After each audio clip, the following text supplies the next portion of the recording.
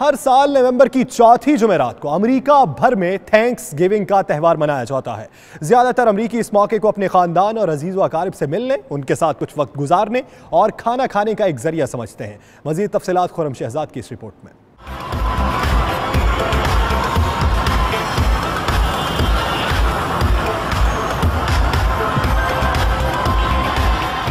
Thanks giving का त्यौहार 17वीं सदी की उस अहम तकरीब की याद में मनाया जाता है जिसमें अमेरिका आने वाले बरतानवी नौ आबादकारों ने अपनी बोई हुई मकई की पहली फसल की कटाई की।